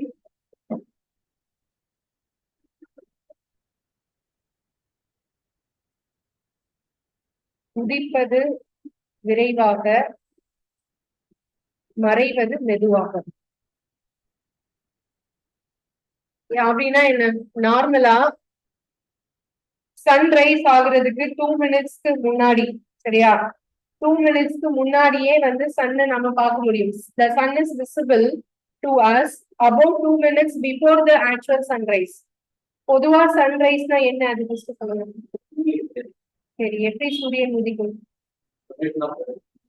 very good. Rotation of earth. நம்மளா சன்ரைஸ்னா நீங்க உங்க மைண்ட்ல என்ன இமேஜின் பண்ணிட்டு? நீங்க ஒரு பீச்ல நிக்கிற மாதிரியும் அந்த பீச்ல இருந்து சன் வெளியே வர மாதிரி நீங்க இமேஜின் பண்ணீங்கன்னா அது கிடையாது, ஓகேவா? ஸோ சயின்ஸா யோசிங்க. என்னன்னா சன் இங்க இருக்கா, நம்ம எர்த்து வந்து சன்னை சுத்தி வந்துட்டு இருக்கா. ஸோ இந்த எர்த்து வந்து எப்படின்னா ஒரு பால் மாதிரி ஞாபகம் வச்சுக்கோங்க. ஒரு பாலை சுத்திட்டா எப்படி இருக்கும்? ஆனா அந்த பால் வந்து ஸ்ட்ரெயிட்டா சுத்தாது. இந்த பால் இருக்குல்ல, இது வந்து சைடா இப்படி இருக்கும். நீங்க குளோபலோட ஸ்ட்ரக்சர் எல்லாம் பாத்துருக்கீங்கல்ல, இந்த ஸ்கூல் ஹெட் மாஸ்டரோட டேபிள் மேல எல்லாம் இருக்கும், பாத்துருக்கீங்க தானே? சைடா தானே இருக்கும். ஸோ இப்படிதான் வந்து எர்த்து சுத்திட்டு வந்துட்டு இருக்கும். ஸோ அப்படி சுத்திட்டு வந்துட்டு இருக்கும் போது என்ன ஆகும் அப்படின்னா, சன்லைட் வந்து இந்த இடத்துல படும் இல்லையா? இது இந்த இடத்துல எல்லாத்துலயுமே படும். பட் இந்த கொஞ்சம் ஏரியா இருக்குல்ல, இந்த கொஞ்சம் ஏரியால படாது. அதுதான் நைட்டு. அப்ப இந்த சைடு வந்து டே டைம், ஓகேயா? அப்ப அந்த நைட் டைம் முடிஞ்சு இப்படி ரொட்டேட் ஆகிட்டே இருக்கிறப்போ இந்த நைட் டைம் ஃபுல்லா எங்க கன்வெர்ட் ஆகும்? டே டைமுக்கு மாறும். அப்போ வந்து சன்லைட் நமக்கு தெரிய ஆரம்பிக்கும். அதுதான் நம்ம சன்ரைஸ்னு சொல்றோம், புரியுதா? அப்படி சன்ரைஸ் வந்து நடந்து முடிஞ்சு நடந்து முடியறதுக்கு முன்னாடியே நாம சன்னை என்ன செய்ய முடியும்? பார்க்க முடியும். அதுக்கு ரீசன் எது? ரிஃப்ராக்ஷன். ஓகேவா? இதை நோட் பண்ணிக்கோங்க. அடுத்த பாயிண்ட் எழுதிக்கோங்க.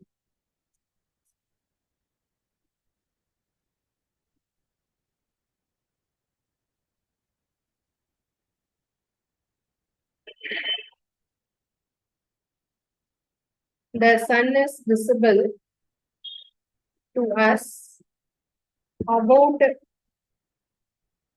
2 minutes before the actual sunrise.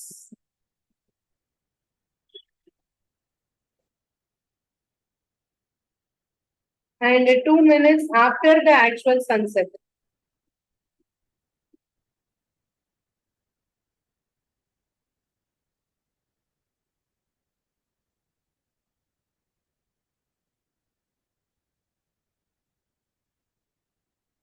After sunset. Because of atmospheric refraction.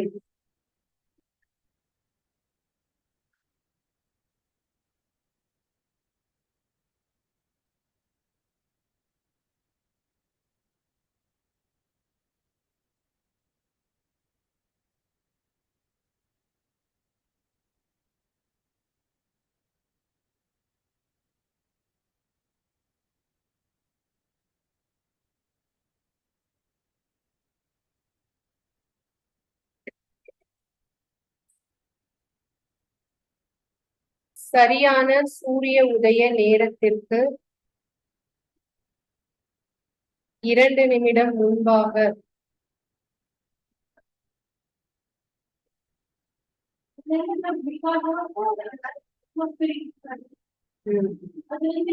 Continuation.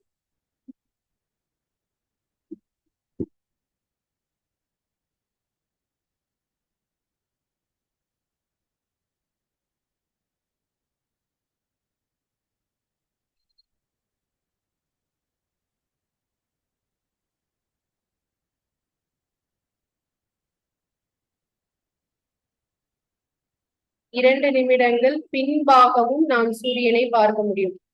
பின்பாகவும் நம் கண்களுக்கு சூரியன் தெரிகிறது. இதற்கு காரணம் வளிமண்டல ஒளி விலகல்.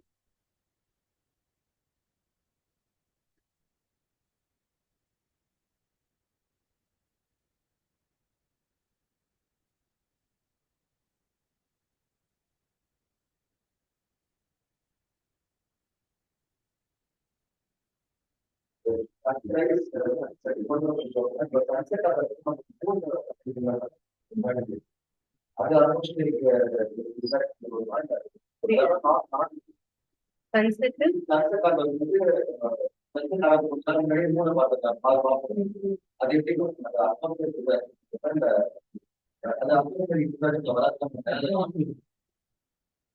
இல்ல இல்ல, அதாவது மூன் நமக்கு சன்செட்லயே தெரிய ஆரம்பிக்கிறது வந்து எப்பவுமே மூன் தெரிஞ்சுட்டே தான் இருக்கும் நமக்கு. புரியுதா? பகல் நேரத்துல கூட மூன் தெரியும். ஆனால் நாம பார்க்க முடியாததுக்கான ரீசன் சன்னோட பிரைட்னஸ். சோ சன்செட் ஆகும்போது சன்னோட பிரைட்னஸ் குறையுது இல்லையா, அப்ப நம்ம மூன் ஆட்டோமேட்டிக்கா நமக்கு தெரியுது. நீங்க மதியான டைம்ல கூட மூனை பார்க்க முடியும். எது வழியா? டெலஸ்கோப் வழியா நம்ம பார்க்கலாம். ஓகேவா? எப்பவுமே மூன் வந்து தெரிஞ்சுட்டே தான் இருக்கும்.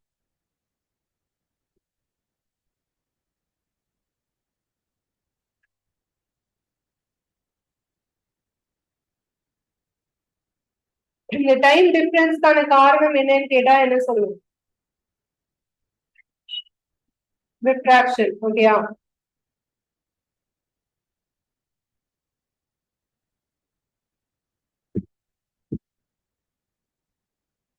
அதே மாதிரி சன் ரைஸ் ஆகும்போது சன்செட் ஆகும்போது சூரியனை பார்த்திருக்கீங்களா? என்ன ஷேப்ல இருக்கும்?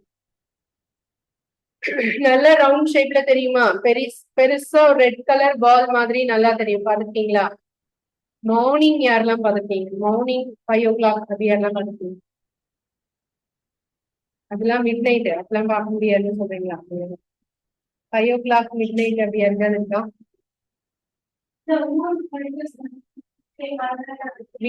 மார்னிங் டைம்ல வந்து பாத்தீங்கன்னா நல்லா தெரியும். ஓகே, ஈவினிங்கை விட. சரி, ஓகே, அடுத்தது போலாம். Next, scattering of light.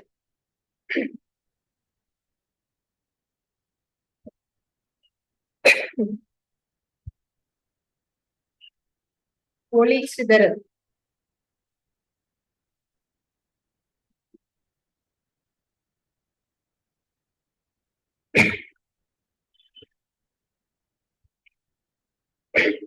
ஒளி சிதறல் அப்படிங்கிறது என்ன அப்படிங்கறத பார்க்கலாம். ஸ்கேட்டரிங்னா என்னன்னா, கலர் வந்து நமக்கு நார்மலா அதோடைய வேவ் லென்த்ல வந்து கம்மியா இருக்கிற கலர்ஸ் வந்து அட்மாஸ்பியர்ல ஃபுல்லாவே ஸ்ப்ரெட் ஆகும். அதுக்கு பேர் தான் ஸ்கேட்டரிங் அப்படின்னு சொல்லுவோம். ஓகேவா?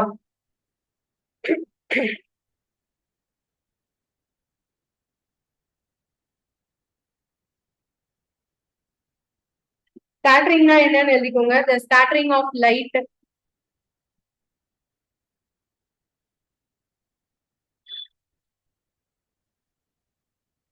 by colloidal particles.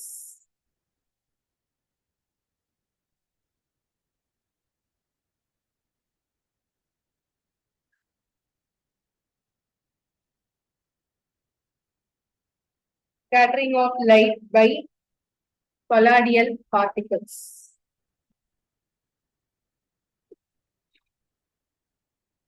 Scattering of light done by அப்படி கொடுக்கணும். Done by colloidal particles. ஒளி சிதறலானது கூழ்ம துகள்களினால் நடைபெறுகிறது.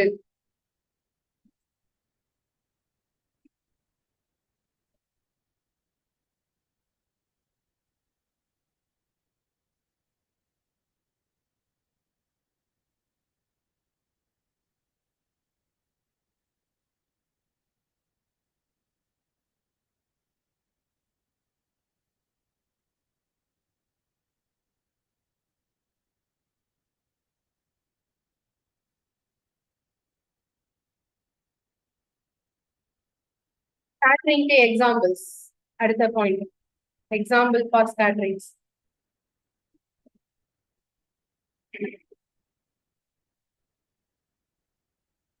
நம்மளோட ஸ்கை என்ன கலர்ல இருக்குன்னு கேட்டா என்ன சொல்லுவோம்? Blue colour. சி ஏன் ப்ளூ கலர்ல இருக்கு? கடல் ஏன் நீல நிறத்துல இருக்கு? ஸ்கையோட கலரை அது ரிஃப்ளெக்ட் பண்ணுது, அதனால ப்ளூ கலர்ல இருக்கு. ஓகேவா? எக்ஸாம்பிள் 1 வந்து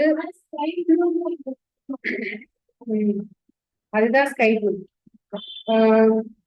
the blue color of the sky. First example,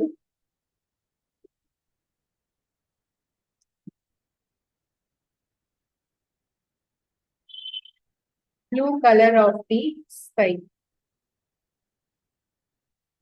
Second one,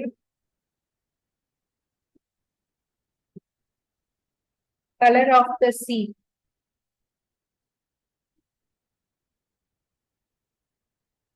அதாவது வானம் ப்ளூ நிறத்தில் இருப்பது.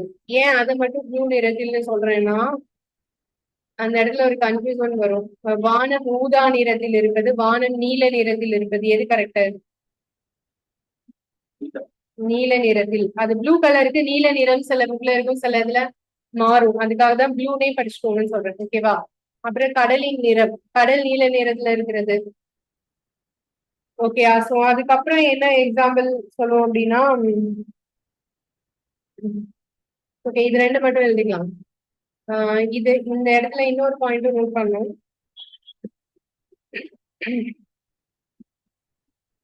The reddening of the sun at the sunrise and sunset.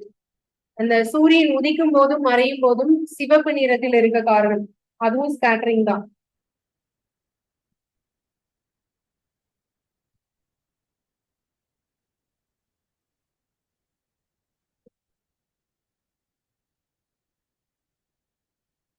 Reddening of sun at sunrise and sunset.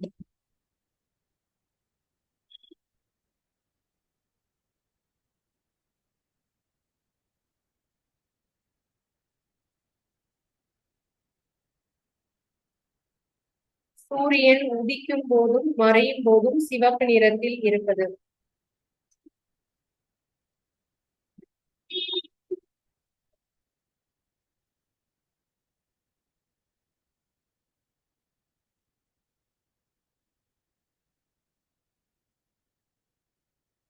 ஓகேயா? சோ இதோட ஸ்கேட்டரிங் முடியுது. அடுத்தது வந்து டிண்டால் எஃபெக்ட்.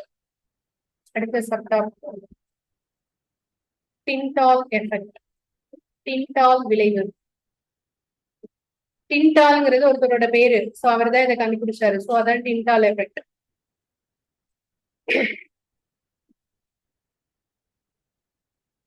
டிண்டால் எஃபெக்ட்டுக்கு ஒரு எக்ஸாம்பிள்ஸ் சொல்றேன், அதை வச்சு நீங்க புரிஞ்சுக்கலாம்.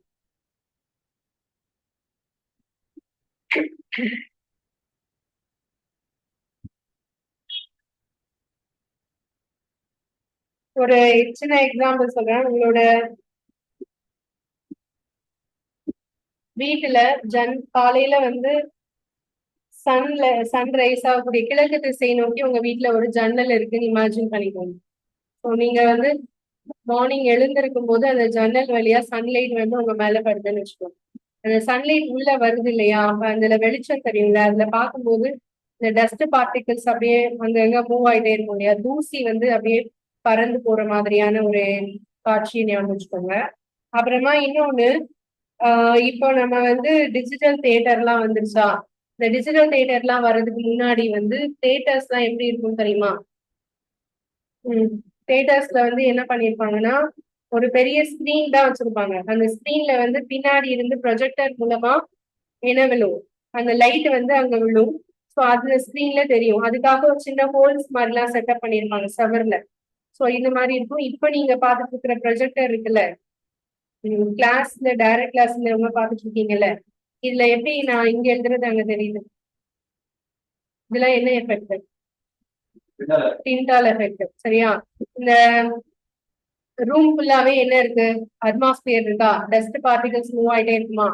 சோ அது வழியா அந்த லைட் பீம் இருக்குல்ல, இது வழியா வரக்கூடிய லைட் வந்து அதுல பட்டு என்ன ஆகுது, ரிஃப்ளெக்ட் ஆகுறதுனால நம்ம பார்க்க முடியுது. ஓகே, சன்லைட் வந்து இந்த கொலாய்டல் பார்ட்டிகல்னு இதுக்கு முன்னாடி ஒரு இடத்துல எழுதணும்ல, கூழ்ம துகள் அப்படின்னு சொல்றது வேற எதுவும் இல்ல, காற்றுல இருக்கக்கூடிய தூசி, அதுதான் கூழ்ம துகள்னு அர்த்தம். புரியுதா? கொலாய்டல் பார்ட்டிகல்ஸ் அப்படிங்கிறது. ஓகேவா? இந்த டஸ்ட் பார்ட்டிகல்ஸ்னு சொல்லக்கூடிய சாலிடா இருக்கக்கூடிய இதுதான் நம்ம வந்து கொலாய்டல் பார்ட்டிகல்ஸ்னு சொல்றோம். அது வந்து சன்லைட்டை என்ன செய்யும், ரிஃப்ளெக்ட் பண்ணும். ஓகேவா? ஸோ அதுதான் நம்ம மூலமா பார்க்க முடியும். இதுதான் டிண்டால் எஃபெக்ட். ஓகேயா?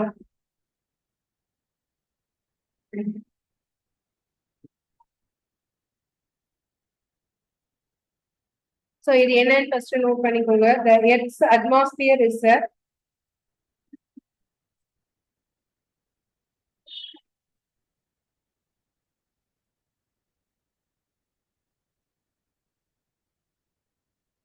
heterogeneous mixture of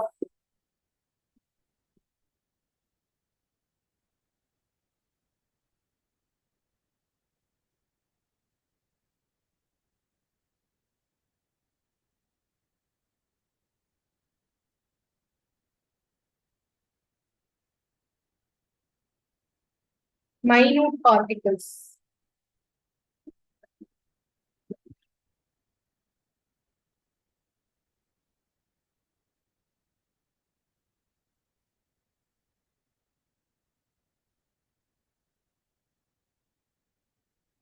These particles include smoke, tiny water droplets,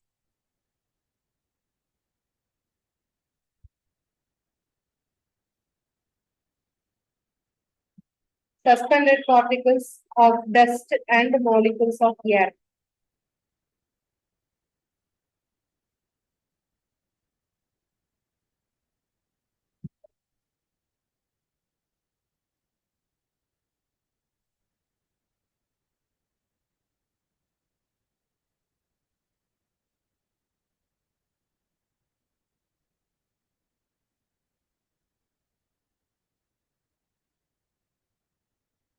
When a beam of light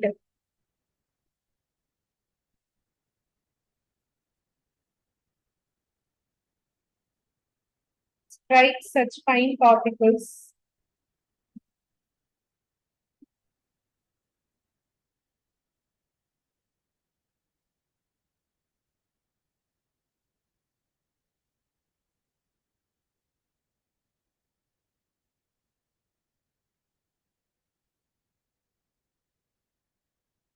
scattering of light by the collider particles gives rise to Tyndall effect.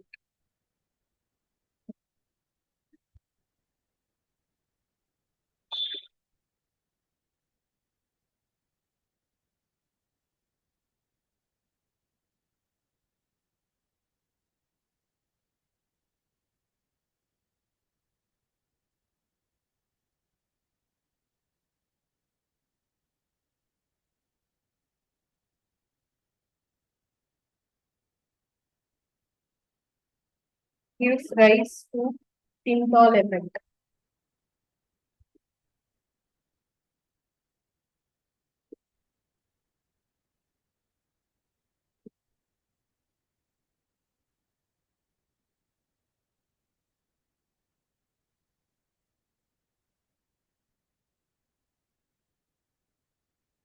பூமியின் வளிமண்டலத்தில்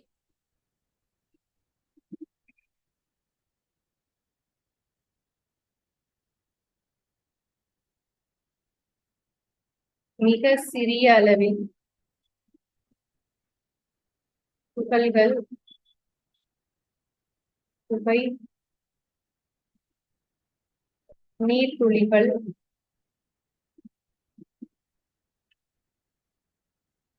வாயு மூலக்கூறுகள்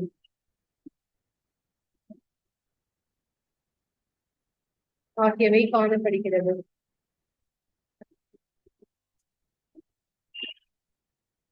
சூரிய ஒளி இவற்றில் படும்போது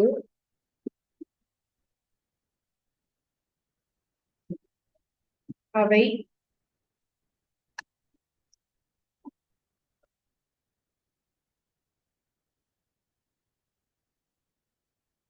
ஒளியை சிதறல் அடிக்க செய்கின்றன.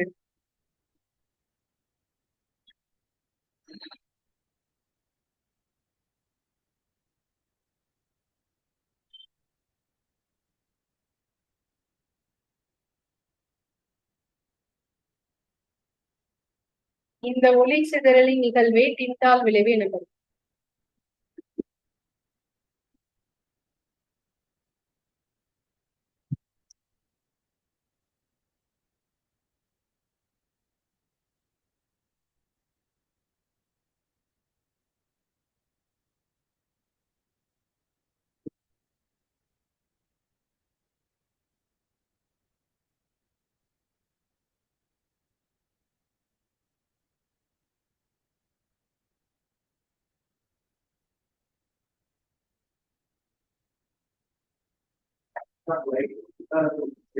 கிட்டத்தட்ட ஒண்ணுதான்.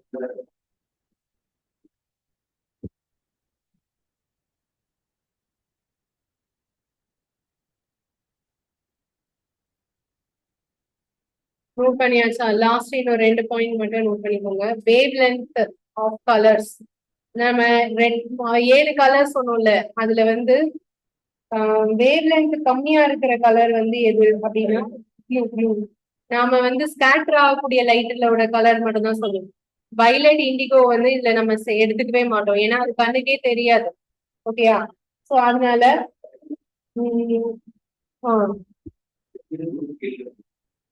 ஷார்டர் வேவ் லென்த் வந்து ப்ளூ. ஓகேயா? ஆமா, ஷார்டர் வேவ் லென்த் வந்து ப்ளூ கலர். அலைநீளம் குறைவாக உள்ள நிறம் ப்ளூ.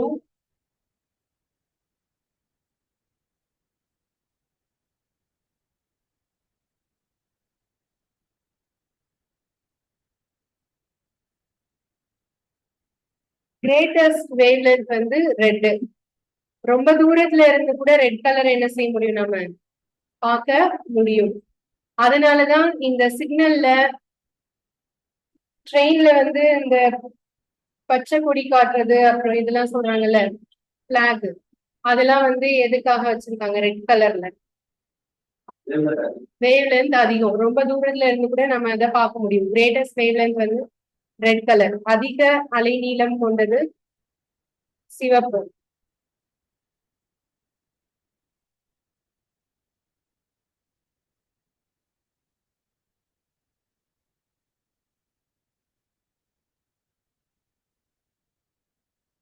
இன்னொரு ரீசன் வந்து ரெட் கலர் வந்து பனி சூழ்ந்த இடங்கள்ல கூட நல்லா தெரியும். ஏன்னா பனியில கூட ரெட் கலர் வந்து அவ்வளவு ஈஸியா ஸ்கேட்டர் ஆகாது. ஓகேவா? அந்த ஒரு பாயிண்ட் நோட் பண்ணிக்கலாம். The red is least scattered by fog or smoke.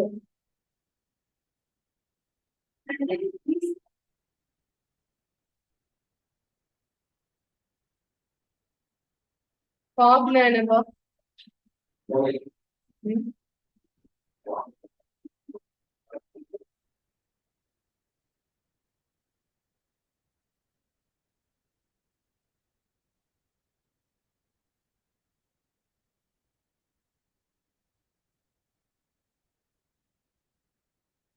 பனி, அந்த ஊட்டி கொடைக்கானல எது பார்க்கலாம்?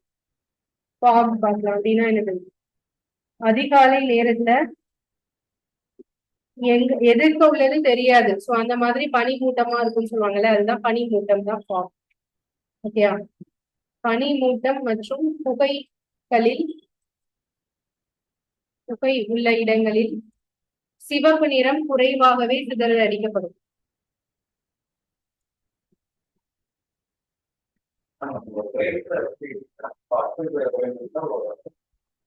ஒயிட் வேவ்லென்த் சொல்ல முடியாது, கலர்ஸ்க்கு தான் வேணும்.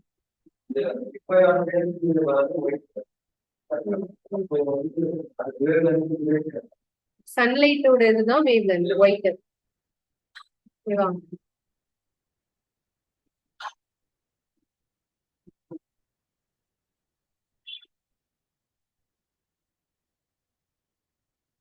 சோ இந்த லெசன் இதோட முடியுது. என்ன லெசன் இப்ப நம்ம பார்த்தது? Human I and the colourful world. ஓகேயா? இது 2 லெசன் இதோட முடிச்சிருக்கோம். அடுத்தது வந்து எலக்ட்ரிசிட்டி. எலக்ட்ரிசிட்டி அப்படிங்கிற லெசன் வந்து நாளைக்கு ஸ்டார்ட் பண்ணுவோம். அதோட இம்பார்ட்டன்ட் பாயிண்ட்ஸ் எல்லாமே நாளைக்கு எழுதலாம். இது வரைக்கும் உள்ளதை படிச்சுட்டே வாங்க. அப்படி இல்லைன்னா படிக்கலைன்னா ஒண்ணுமே புரியாது. ஸோ அதனால படிச்சுட்டே வாங்க. ஓகேவா? இன்னும் 2 லெசன் இருக்குது 6th. எலக்ட்ரிசிட்டி, அதுக்கப்புறம் மேக்னெட்டிக் எஃபெக்ட் அப்படின்னு சொல்லி ஒரு லெசன் இருக்கு. ஸோ அது 2 முடிஞ்சதுன்னா பிசிக்ஸ் வந்து டோட்டலா முடிஞ்சிடும். மீதி உள்ளது நாளைக்கு பார்க்கலாம். தேங்க்யூ.